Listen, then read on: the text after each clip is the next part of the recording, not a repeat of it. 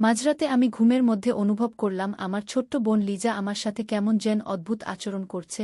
আমি তখন ঘুমে বিভোর। আমি মনে করেছিলাম হয়তোবা আমি স্বপ্ন দেখছি। একটু পর তার এই অদ্ভুত আচরণের কারণে আমার ঘুম ভেঙে যায়। আমি তখন দেখতে পেলাম আমার ছোট বোন লিজা আমার সাথে এক ধরনের পাগলামি করতে শুরু করেছে। আমি তো তার এইসব দেখে খুবই আশ্চর্য হলাম। তারপর আমি ওকে বললাম, লিজা, তুই আমার সাথে এগুলো কি করতেছিস? তুই লজ্জার শরমের মাথা খেয়ে ফেলেছিস নাকি? আমি তোর আপন বড় ভাই। তারপরও তুই লিজা কোনো কথা না বলে তার ইচ্ছা পূরণের আশায় আরও বেশি পাগলামি করছে। রুমের মধ্যে ছোট বোনের এমন আচরণ দেখে আমি রীতিমতো আশ্চর্য হয়ে যাই। আমি তখন লিজার চোখে মুখে শুধু বাসনার রং দেখতে পাচ্ছিলাম। আমি কয়েকবার না করার পরেও সে কোনোভাবে আমার বাধা মানছিল না। আমার ছোট বোন হয়েও সে কি যেন অদ্ভুত এক সুখের আশায় আমাকে একটা ধাক্কা মেরে ফেলে দিয়ে ও আমার সাথে করল। তা শুনলে আমি গ্যারান্টি দিয়ে বলতে পারি তোমাদের পানি চলে আসবে। তাই বন্ধুরা, তোমাদের পায়ে ধরে বলি, অন্তত আজকের ভিডিওটি শুরু থেকে শেষ পর্যন্ত দেখো। গল্পটি শেষ পর্যন্ত শোনার জন্য তোমাদের সকলের কাছে আমার বিশেষ অনুরোধ রইল। হ্যালো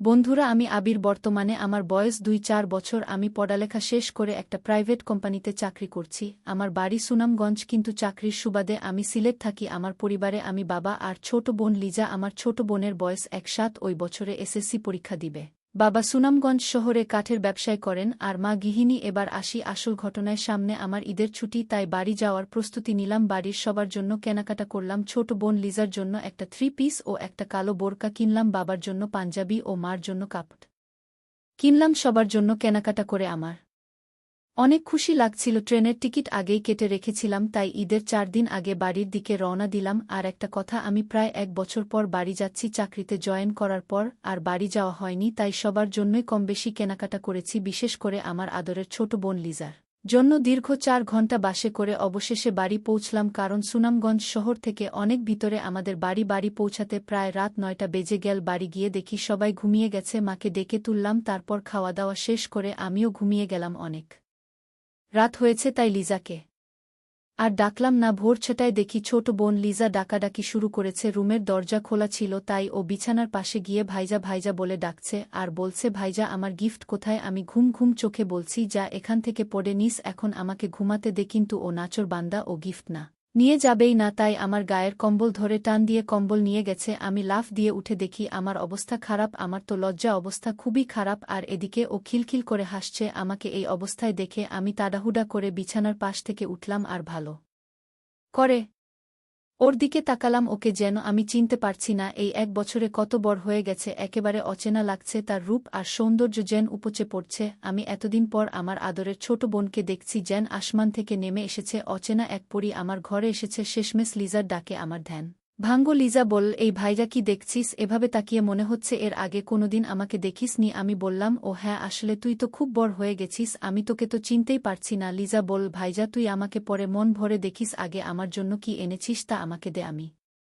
বললাম, আচ্ছা, দিচ্ছি, দাঁড়া। এই বলে আলমারি থেকে ওর 3 পিস আর কালো বোরকা ওকে দিলাম। লিজা তো খুব খুশিতে আমাকে এক আশ্চর্যভাবে ধরল। ওর এই আশ্চর্যভাবে ধরাতে আমার অবস্থা কিছু খারাপ হতে লাগলো। একটু পরে বাথরুমে গিয়ে ফ্রেশ হলাম। বাথরুম থেকে বের হয়ে সকালের নাস্তা করলাম। নাস্তা করে রুমে বসে মোবাইলে গেম খেলছিলাম। এমন সময় লিজা এসে বলল, ভাইজা, ঈদে আমাকে নিয়ে সুনামগঞ্জ চা বাগানে ঘুরতে যেতে হবে। আমি বললাম, ঠিক আছে, যাব। তারপর ঈদের আগের ২ দিন আমরা ভাই বোন মিলে অনেক জায়গায় ঘোরাঘুরি করলাম। ঈদের দিনও আমরা ভাই বোন মিলে ঘুরতে বের হলাম।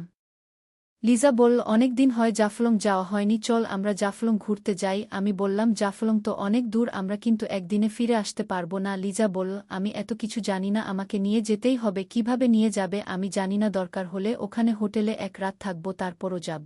আমরা তো আপন ভাই বোন, প্লিজ ভাইজা, তুমি না করো না। আমি বললাম, আচ্ছা, মাকে বল, যদি যেতে দেয় তাহলে যাব। আমার ছোট বোন লিজা খুবই চালাক, সে কিভাবে যেন মাকে রাজি করিয়ে ফেল। তারপরের দিন আমরা ২ ভাই বোন মিলে বেরিয়ে পড়লাম জাফলং এর উদ্দেশ্যে। যেতে যেতে দুপুর হয়ে গেল। ওখানে গিয়ে আগে থাকার ব্যবস্থা করতে হবে, যেহেতু গিয়ে ওখান থেকে দিনে দিনে আসা যাবে না। তাই আমরা দুজনে মিলে হোটেল খুঁজতে লাগলাম। ঈদের পরে হওয়ায় হোটেল খুঁজে পাওয়া যাচ্ছে ছিল না। অনেক খোঁজাখুঁজি করে অবশেষে ছোট একটা রুম পেলাম, তাও সিঙ্গল। কি আর করা, ঈদের ছুটিতে সবাই ঘুরতে এসেছে, তাই সব বুকিং, এজন্য সিঙ্গেল রুমই নিলাম। তারপর ব্যাগ গুছিয়ে কিছুক্ষণ বিশ্রাম নিয়ে বের হলাম ঘুরতে। লিজা এমন পোশাক পরেছে যা দেখে বুড়ো থেকে জোয়ান পোলাপান সবাই শুধু ওর দিকে ভেড়ে তাকিয়ে থাকে। আমার অনেক রাগ হচ্ছে, কিন্তু কাউকে কিছু বলতেও পারছি না।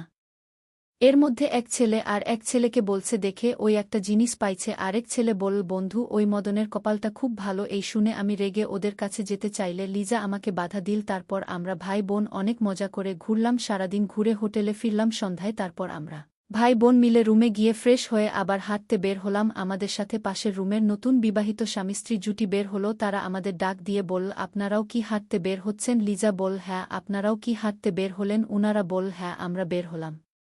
ছেলেটা বলল চলুন না আমরা একসাথে হাঁটি, এলাকাটা পরিচিত না তাই লোক বেশি হলে ভয় লাগবে না। আমরাও রাজি হলাম। তারপর গল্প করতে করতে তাদের সাথে পরিচিত হলাম। ছেলেটার নাম হলো রাকিব আর মেয়েটার নাম পায়েল। হঠাৎ করে পায়েল বলে উঠল আপনাদের না দুজনের খুবই মানিয়েছে। মেয়েটির কথা শুনে আমি ভেবাচাকা খেয়ে গেলাম। তখন কি বলবো বুঝতে পারছি না। তখন লিজা বলল আপনাদেরও খুব মানিয়েছে। কয় মাস হয়েছে আপনাদের বিয়ে হয়েছে? তখন রাকিব বলল 2 মাস। তারপর সিয়াম বলল আপনাদের কতদিন হলো বিয়ে হয়েছে? আমি কিছু বলতে যাব ঠিক তখনই ছোট বোন লিজা বলে উঠল এই তো কিছুদিন। আমার জ্ঞান আকাশ ভেঙে মাথায় পড়ল। আমার বোন এসব কি বলছে? তখন রাকিব বলল তাহলে তো আপনারা একদম পারফেক্ট সময় হানিমুনে এসেছেন, কিন্তু আমাদের একটু দেরি হয়ে গেল। আসলে অফিস থেকে ছুটি ম্যানেজ করতে করতে 3 মাস পেরিয়ে গেল। তারপরে পায়েল বল শুরু করল আপনাদের কি প্রেমের বিয়ে না অ্যারেঞ্জ ম্যারেজ?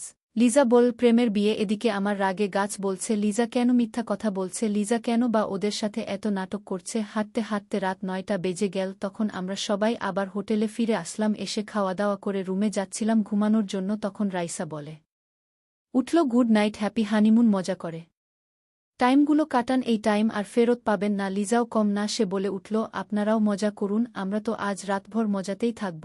আমি রুমে ঢুকে লিজাকে বলতে শুরু করলাম লিজা তুই এসব কি শুরু করেছিস? আমরা ভাই বোন, তুই কিসব ভুলে গেছিস? লিজা বল ভাইজা কি করব বল, ওরা এমন ভাবে কথা বলা শুরু করবে বুঝতে পারিনি। ভাবলাম দু একটা কথা বলে আলাদা হয়ে যাব, বা এমন পর্যায়ে পড়ে গেলাম যে আর বলার সুযোগই পেলাম না। এখন আর কি করা, এখানে 2-4 দিন না হয় আমরা স্বামী স্ত্রী হয়ে কাটিয়ে দেই। আমি বললাম মানে তুই কি বলছিস? লিজা বল আরে ভাইয়া তোমাকে তো আর সত্যি সত্যি স্বামী হতে বলছি না, শুধু অভিনয় করতে বলছি ওদের সামনে। আমি বললাম ওহ তাহলে শেষ পর্যন্ত আপন বোনের স্বামী হতে হবে? আচ্ছা ঠিক আছে, আজ থেকে তুই আমার বউ। লিজা বলছি ভাইজা তুই এগুলো কি বলছিস? আমি শুধু অভিনয় করতে বলছি, বাস্তবে হতে বলিনি। আমি বললাম ওই আর কি, ঠিক আছে অনেক রাত হয়েছে এখন ঘুমা, কালকে অভিনয় করব। তারপর লিজা আর আমি ঘুমিয়ে গেলাম। মাঝরাতে ঘুমের মধ্যে আমি অনুভব করলাম আমার ছোট্ট বোন লিজা আমার সাথে কেমন জানি আশ্চর্য আচরণ করছে। তখন আমি গভীর ঘুমে আমি মনে করেছিলাম হয়তোবা আমি স্বপ্ন দেখছি। একটু পরে তার ওই আচরণের কারণে আমার ঘুম ভেঙে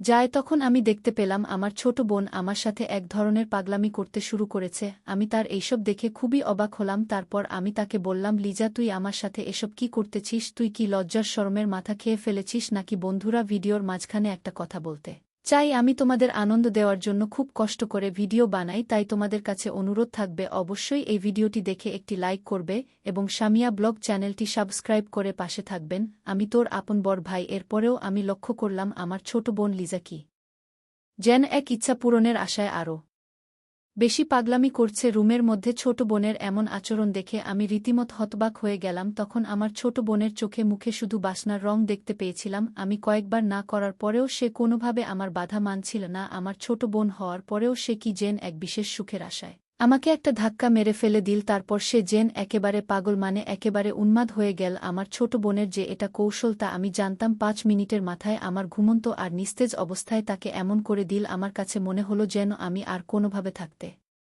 পারছি না। তার আশ্চর্য কৌশলের জাদু পেয়ে আমি তো প্রায় উন্মাদ হয়ে গেছি। সবশেষে আমার এমন অবস্থা হলো, তখন আমি বন্ধুরা সেই বিষয়টা আর ভাবার কোনো সুযোগ পেলাম না যে কে ভাই আর কে বোন। তখন শুধু মনের মধ্যে একটাই ইচ্ছা, পাশে থাকা মেয়েটিকে আপন করে পাওয়ার। কিন্তু মেয়েটি যে আমার আপন বোন তা আমার মাথায় নেই। এই সময় বন্ধুরা এমন অবস্থা হয় তখন কোনো কিছু বোঝার অবস্থা থাকে না। আমারও ঠিক সেই রকমই হয়েছিল। আমার কাছে মনে হয়েছিল যেন আমি মোমো, আর আমার পাশে যেন আগুন জ্বালিয়ে রাখা হয়েছে। সেই আগুনের তাপে আমার সবকিছু গলে ছিন্ন ভিন্ন হয়ে যাচ্ছে, বারবার কেঁপে উঠছে আমার গা। আমিও তখন অজানা কোনো সুখের আশায় আমার ছোট বোনের সাথে তাল দিতে শুরু করলাম। সে আমার তাল পেয়ে মনে করল তার হাতে স্বর্গ এসে ধরা দিয়েছে। তখন আমি সিদ্ধান্ত নিলাম যা হবার হবে। এখন যে কঠিন সময় আমার কাছে এসেছে তার মোকাবেলা আমাকে করতে হবে।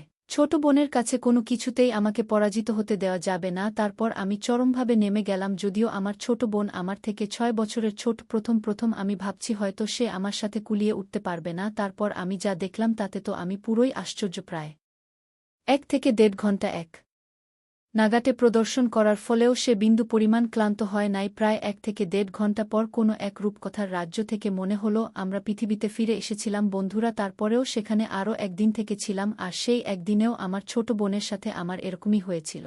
বন্ধুরা, ঘটনাটি আমার অতীতের একটি অপ্রত্যাশিত ঘটনা, যা হয়তো তোমাদের বিশ্বাস হবে না, তারপরেও এটাই সত্যি বন্ধুরা। এই পৃথিবীতে হয়তো এরকম কিছু ঘটনা ঘটে যা কখনো বিশ্বাসের অযোগ্য বলে মনে হয়, তারপরেও ওইসব ঘটনা বাস্তব। আমার ক্ষেত্রেও ঠিক তেমনি হয়েছিল। সবশেষে আমি তোমাদের